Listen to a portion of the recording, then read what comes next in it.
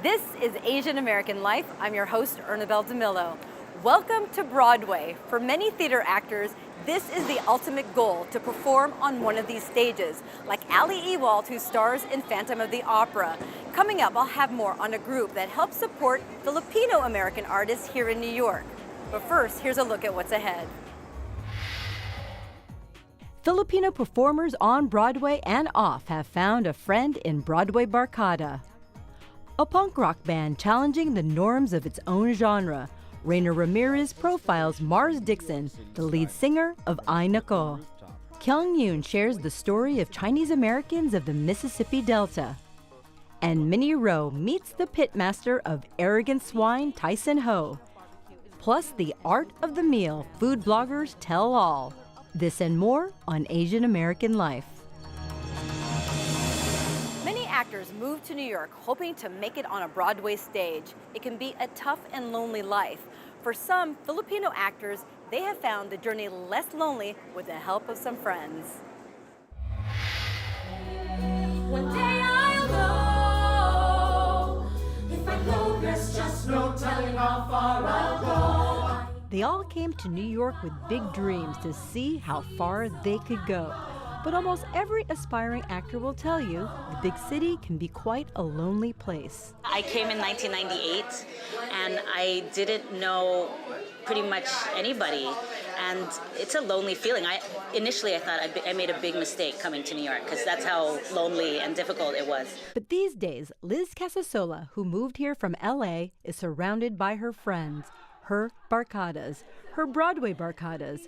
She is one of the co-founders of a group of Filipino and Filipino-American performers who, between shows and auditions, perform with their Barkadas, and just as important, it's where they find solace and support. 99.9% of the jobs you're not going to get. So you really do have to stay positive, and that's why it's so important to have like your family, your New York family, to kind of, you know, when you do get down, when you do get depressed or whatever, you've got family around to help you back up. Yay!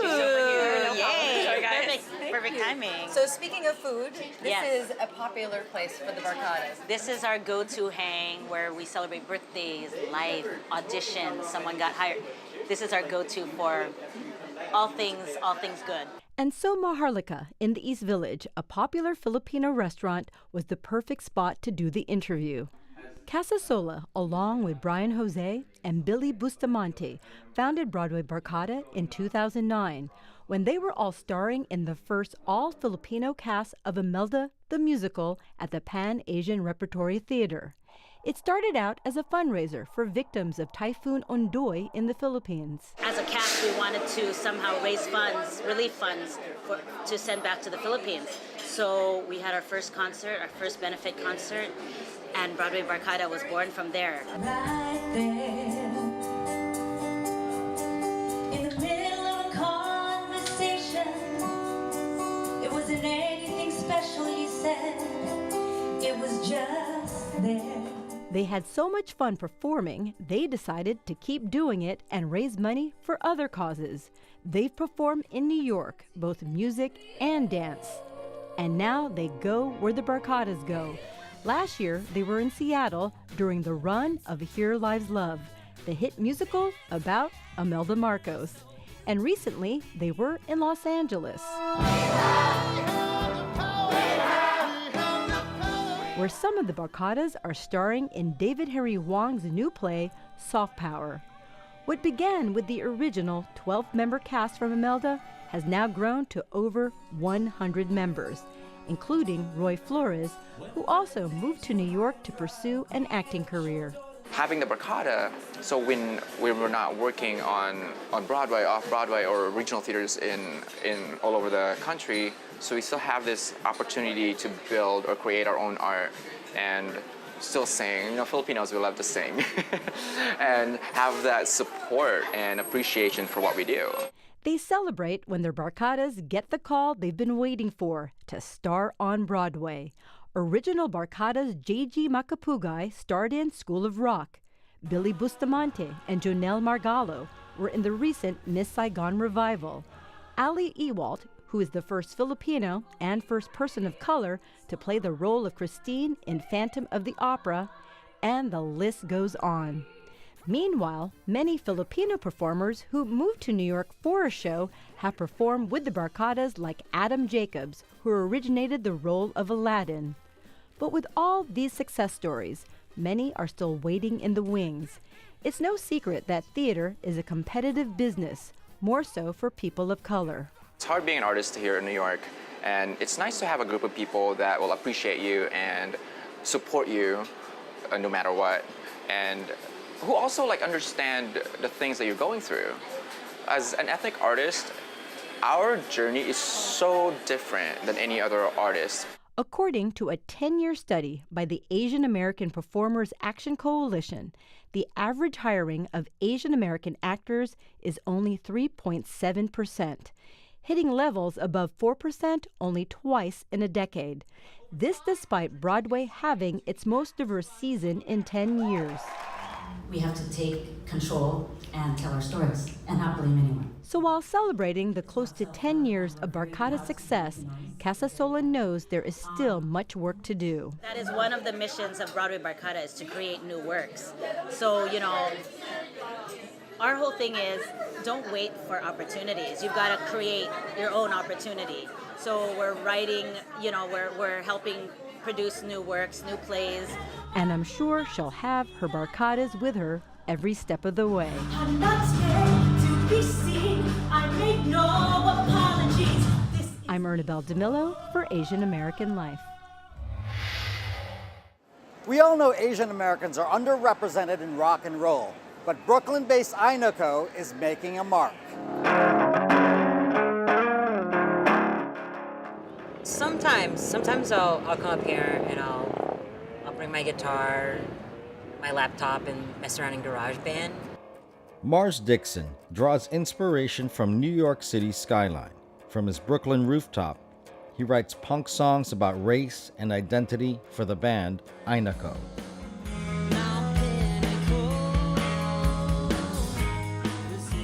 I'm a queer, trans, F to M, non-binary. I'm from the South, musician, artist. Mars grew up in a Filipino household in a suburb outside of Little Rock, Arkansas. Arkansas is a beautiful place, but I just knew it wasn't for me. I just felt so different from everyone around me and everyone in my family, my school. Yeah, my mom is Filipino, my dad is white. That doesn't make my skin color, but that's what I was told. Both my parents would just say, Mom's grandpa, he was really dark. That's why you're dark. Mars found out he was biracial when he was a teenager. Maybe I was 14, and there was a family summer vacation that we all went to Six Flags. We're all getting ready to go, and I'm just looking around the room. I'm just I'm the only black person in this room. After pressing for the truth, his family finally confirmed what he suspected all along. Yeah, I'm black, and I have a black father, and it's something that my mom's just not gonna talk about. So Mars expressed himself through music. I had a lot of just rage and angst, teenage angst, and yeah, I needed to get it out. And he got a band together and named it after an expression he often heard in his Filipino household. Aye Nako. We're Aye Nako, and we're from Brooklyn.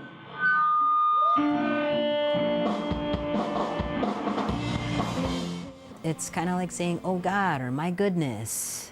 Aye Nako dropped 2 albums, The Blackest Eye and Silver Haze, through the Don Giovanni record label.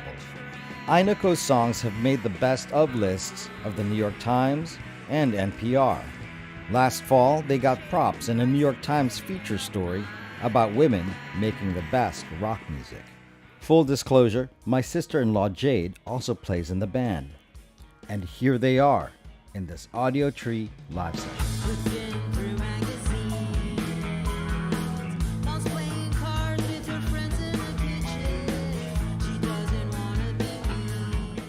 What I want people to take away from our music is just that we exist, that there's, like, no one else is gonna tell our story. We have to tell our story.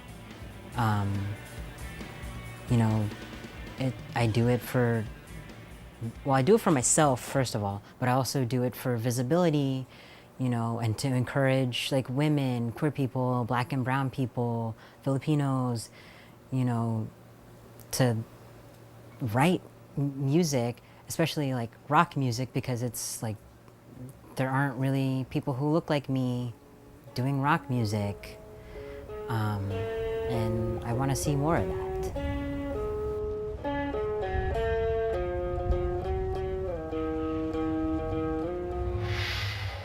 I'm Kyung Yoon. This artist studio in Brooklyn, New York might feel like a world away from the Mississippi Delta, but two photographers set out from here for the Deep South to document a little-known story about Chinese American immigrants who've been a part of Mississippi history for more than 100 years. Andrew Kung and Emmanuel Han are focused on storytelling with their cameras. The two photographers met in New York in 2017 and soon found they had a lot in common. We both went to business school, and right after business school, we both worked in the technology space. For both of us, we got sick of that corporate life, and we both quit our jobs to become photographers full-time. As photographers, once you get a few big brands in your resume or on your portfolio, you're like, oh great, what's next? The two started talking about collaborating on a more personal documentary-type project that explored Asian American identity. I kind of brought up the fact that my parents met in North Carolina, and that I always wanted to shoot kind of like more southern landscapes, and Emmanuel being very interested in kind of diaspora communities around the world.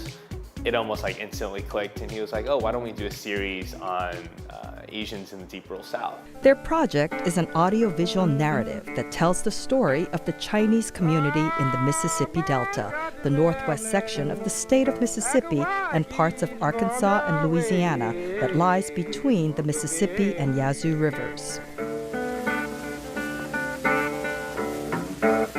It's the birthplace of the blues, music deeply rooted in the legacy of slavery, segregation, and racism. When you think about the deep rural South, you just think about white people and black people. You don't really think about this third in between. When talking to people in the Chinese community, like, they would be such a wide spectrum of the types of issues or challenges that were presented. People are just amazed that they're Chinese that live in Mississippi. I guess because they look at you and they think you, are we identified as foreigners just because of our appearance? The project gives voice and visibility to Chinese Americans like retired librarian Frida Kwan, who has called the Mississippi Delta home her entire life. The Chinese, I mean, they've been in the Delta for more than 100 years. When they came initially, I mean, we didn't have rights, could not go to the white schools, couldn't even get a haircut, could not go to the hospitals. We were second-class citizens. After the civil rights era, then, we gained more rights. After the Civil War, Chinese immigrants came to the Delta as plantation laborers. While the Chinese Exclusion Act of 1882 banned immigration for 60 years, some Chinese found a loophole if you were a merchant.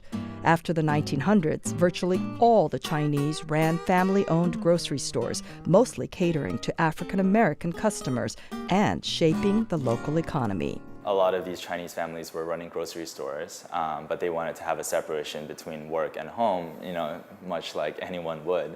They were in a predominantly black neighborhood because their grocery stores were targeted towards black people. When they would go visit houses, they would face open discrimination. We were going to buy a house in the white neighborhood, and when they found out Chinese were moving in, they started throwing glass and bottles on the driveway.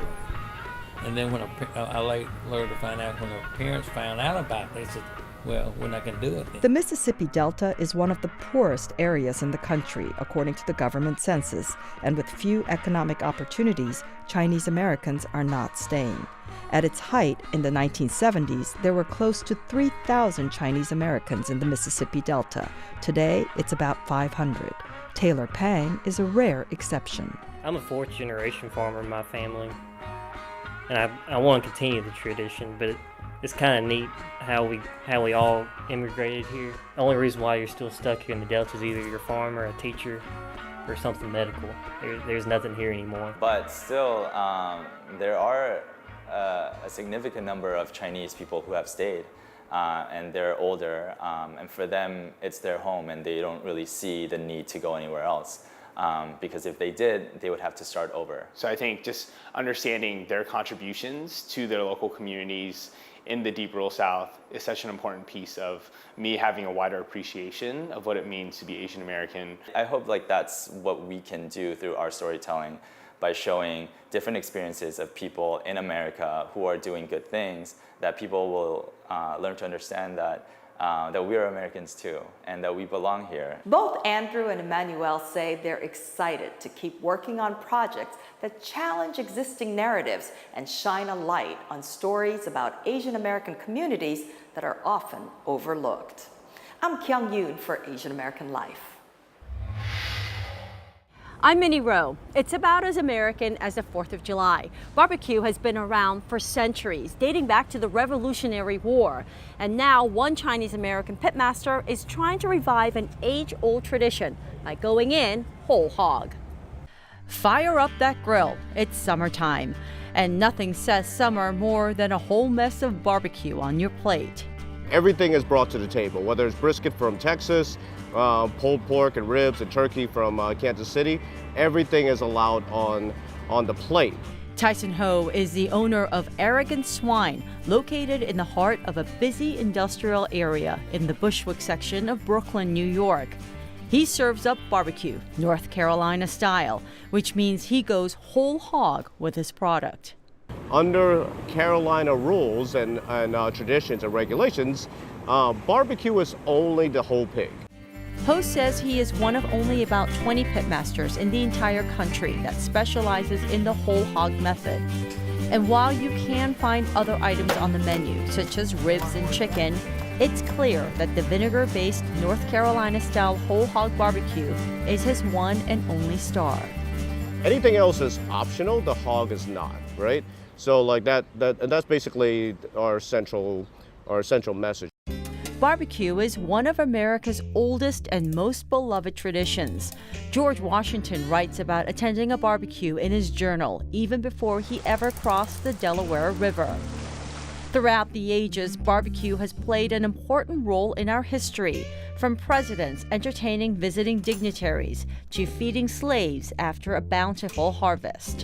When people talk about American barbecue, people think about this like bygone past where people are poor and they're trying to take cheap cuts of meat and they're trying to make something palatable out of it, right? That has never been barbecue. Barbecue, historically speaking, has always been an expensive, celebratory action. And barbecue back then meant cooking up the whole animal, as depicted in this drawing. American barbecue, until very, very recently, has always been entire animals. When there was during the Revolutionary War, anytime someone referred to a barbecue, it referred to the cooking of an entire cow, an entire pheasant, an entire pig. It was never what we now know as barbecue. These days, the definition of barbecue is much broader. For the layperson, barbecue usually means various cuts of meat that are slow roasted, smoked, or thrown onto a bed of hot coals or over a gas grill. Ho says cooking an entire animal doesn't make a whole lot of dollars and cents, which may account for why so few people specialize in this age-old tradition. But from a culinary standpoint, Ho says there's nothing better. It definitely tastes better because of the contrast in textures and flavors of the meat. We're not just pulling off pieces of meat as people order it. Everything is pulled straight off the bone and then we chop it all up and we mix it all together. So in every single bite, you're getting a little bit of the loin, a little bit of the shoulder, a little bit of the ribs. A second-generation Chinese American, Ho grew up in Queens, was working in finance until he got bored on the job, started cooking on the grill, burgers, dogs, steaks for anyone who would eat his food, and decided this was what he wanted to do with his life. He quit his job, set out on a nationwide tour of barbecue, got as far as North Carolina, and fell in love. One thing that people look at when I'm doing barbecue is that question, right? That question of like, well, it's kind of funny that there's a Chinese guy doing Carolina barbecue. His cooking method is as old as, well, barbecue in America. Light up the fire, get the holes red and hot, throw it on the grill, and wait it out. All right, so how long does you stay in here? I should be in there for about 14 hours. Then chop it, mix it with vinegar sauce, and place it on a bun, topped with some slaw. And voila, Arrogant Swine's signature sandwich, the nap time, is served. Everyone comes to the table with a prejudgment of what that thing should be, right? Even though this isn't foreign, this is American, and it's the oldest style of American. From the pit directly to my plate. Here's to one summer tradition that we hope will never die out. I'm Minnie Roh for Asian American Life. Food bloggers are dishing up the latest food news and trends, and some of these influential bloggers just happen to be Asian American. Hashtag foodie, hashtag nom nom, hashtag food porn. Are you like me and thousands of others who are obsessed with food on Instagram? Cascading noodles, melting ice cream, juicy burgers, mouth-watering dumplings. The top Instagram hashtag food had 182 million posts in 2016. That's a lot of food photos. And while most of us are just posting photos for fun, do you like my photo of pork buns from the famous dim sum restaurant Tim Ho Wan? Many have turned a snapshot into a lifestyle. I think we just kind of, the people who are like myself who are passionate about food, you know, we go out, we take pictures of the food that we like to eat, and we help promote the restaurants. And for me, it's a passion. Meet Ben Han, better known as Stuff Ben Eats. Ben joins a growing list of Asian American food bloggers who are literally eating their way to the top of the food influencer list. And hovering at the top of that list is Christine Yee of CY Eats. I think Asians, like, they all have the same culture, and they grew up in this very family-oriented environment where a lot of like their events and family occasions like centered around food. And I don't know an Asian who doesn't love food, so. Yee is what's known as an elite foodstagrammer, which according to the website Thrillist means you have more than 100,000 followers. Christine has 168,000 and counting. Love them or hate them, snapping photos of food and posting on Instagram is one of the most popular uploads on the social media sharing site. There are no stats on the number of food bloggers on Instagram, but there are stats on the top foods that are posted. Pizza is number 1, but close behind is sushi with 13.5 million photos posted in 2016. Ramen and noodles also made the top 20 list. When Christine decided to focus solely on food, she went from 10,000 followers to 100,000 in 1 year. Not bad for this Johns Hopkins grad who worked in finance. I quit my job. I also got a divorce. And my girlfriend was sitting with me and she's like, what are you gonna do? Like, and I just wanna be happy. I really wanna just eat well and enjoy life. She's like, you should Instagram. Ben, meanwhile, grew up in New Jersey where his mom owned a restaurant. When I was a little kid, my mother would bring me to the restaurant every day. There was no babysitter. Basically, I would sleep in the back by where all the supplies were in a little cot, or on top of the freezer with a little mattress. And ever since I was a little kid, growing up through college, I was in the restaurant, just helping out and kind of being surrounded by that environment. Both agree that food bloggers have changed the restaurant game, helping small business owners, including Asian American entrepreneurs, who can't afford expensive marketing campaigns. And because Ben grew up in the small restaurant business, he hopes to help fledgling owners, including Jimmy Vo of the new Vietnamese restaurant Madame Vo in the East Village. I think Instagram has changed it a lot. Right now, I think it's the most powerful tool for marketing, in terms of brand awareness and also getting a restaurant's name out to the public. I think it's very, very powerful these days. I have about 2 million impressions a week, and I reach about 750,000 unique accounts every week. So when you're reaching that many different people people want to take advantage of that, and brands want to take advantage of that. So I think that's kind of just, every advertising is moving into that in that direction. Both are officially influencers, and they say their inboxes are filled with invitations to restaurant openings. Influencers can put restaurants on the foodie map and vice versa. It was this photo of 2 taiyaki fish ice cream cones that got Ben notice. Soon after, the website Refinery29 named him one of the Instagram food bloggers to follow in 2017. I think my favorite food to shoot is probably noodles. Just, you know, they're beautiful in the bowl by itself without doing anything to it, you know, especially if the toppings are really colorful, or, you know, you can kind of play around with it and lift up the noodles to kind of create this beautiful waterfall effect with the noodles, or just kind of make it messy like a bowl of pasta and just kind of have it like look like it's kind of messed into. And there's so many fun things you can do with noodles. So you're going to show me how to do. So yeah, what is this called? Lifting noodles.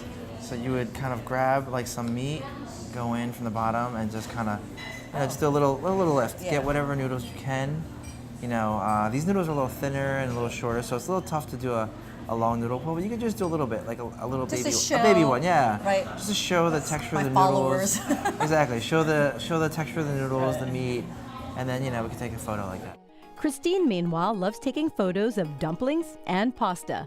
This photo alone got 16,300 likes and more than 200 comments. And this video of Bread Bakery's Nutella Bubka got more than 1 million views and 2,000 plus comments. This is why she's called an elite food Instagrammer. So how do you tell your traditional Korean mom that taking photos of food is now your full-time job? I've never been happier in my entire life. My mom was so stressed out when I started to do this. She's like, when are you getting a job? It's like, Mom, this is my job. She's like, no, when are you getting a real job? It's like, oh, this is my job, Mom. And I was telling my mom, I was like, Mom, I just want you to know, I've never been this poor in my entire life, but I've also never been this happy. And she started to cry, and it made me so happy just because she was finally okay with it. She was coming to peace with it. And I'm going to start to cry now. So, but it was just so sweet, and it made me like feel better that she was cool with it. I'm Ernabel Demillo for Asian American Life. That's our show for now. If you want more information, be sure to follow us on Facebook at Asian American Life. I'm Ernabel Demillo. We'll see you next time.